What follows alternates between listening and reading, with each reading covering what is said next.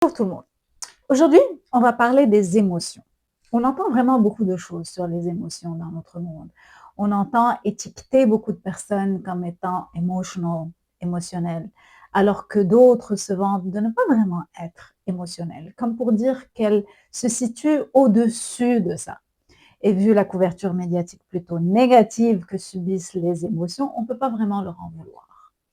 On entend encore dire que les hommes ne devraient pas pleurer, et malheureusement, c'est une croyance qui est encore très présente chez les femmes et donc encore très présente même chez les hommes. Et quelle est la réalité? En fait, les émotions font un peu partie du package d'être humain. Donc, comme on mange, on dort, on boit, on fait nos besoins, on ressent des émotions. Certains d'entre nous sont maintenant devenus maîtres dans l'art de les rejeter, les réprimer, alors que d'autres se laissent emporter par elles et d'autres encore les répriment, répriment, répriment pour se laisser ensuite emporter par elles. En général, c'est typiquement la marque de fabrique des désorganisés. Mais on les ressent tous.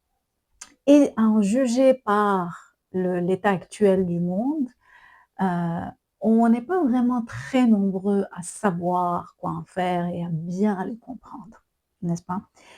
Et ce n'est pas très surprenant vu que, il y a beaucoup d'analphabétisme émotionnel. On est tous un peu analphabètes, des analphabètes émotionnels, parce que ce n'est pas quelque chose qui est enseigné dans ce monde, l'alphabétisme émotionnel.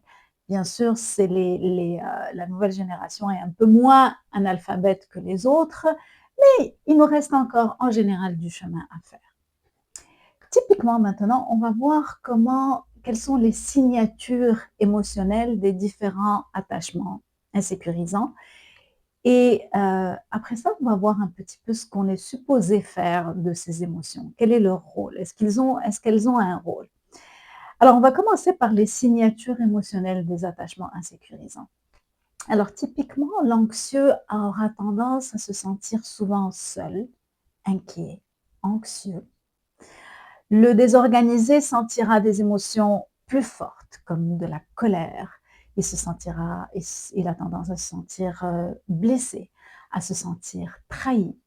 Alors que l'évitant aura tendance à sentir des émotions un peu moins profondes, mais qui sont quand même très indicatives, comme la frustration, l'impatience, l'irritation. Alors maintenant qu'on a vu un peu les signatures émotionnelles des différents attachements insécurisants, on en fait quoi de ces émotions?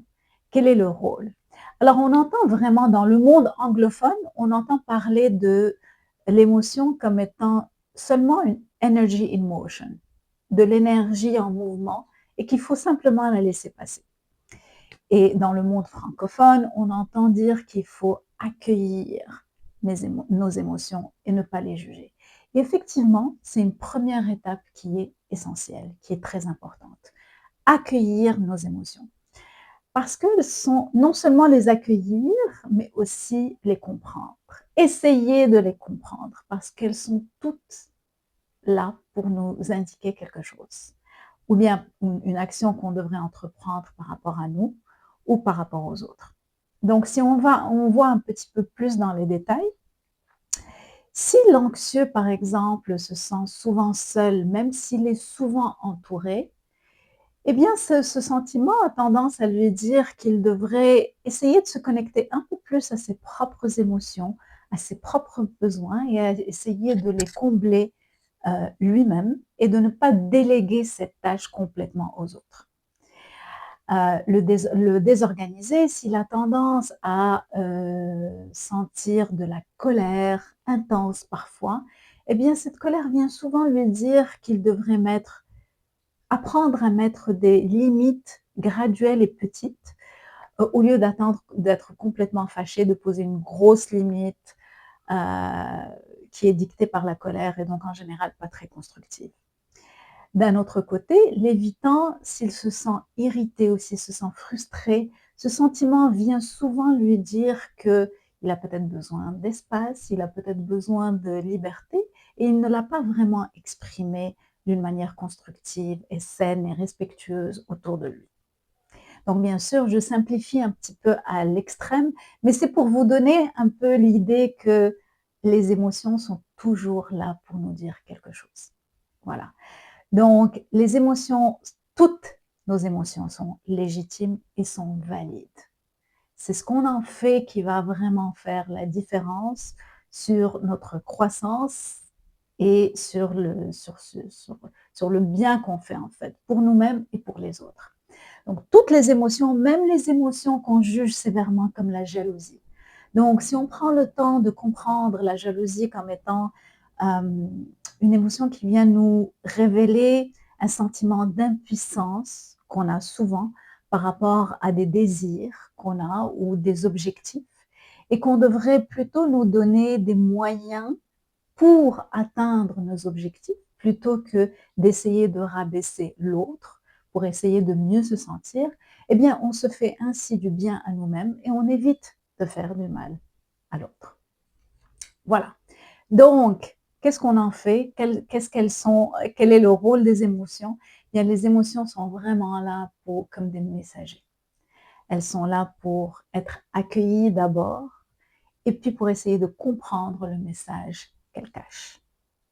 Alors, je sais que j'ai tendance à faire vraiment de la plongée sous-marine et d'essayer de chercher toujours le fond du fond du fond des choses.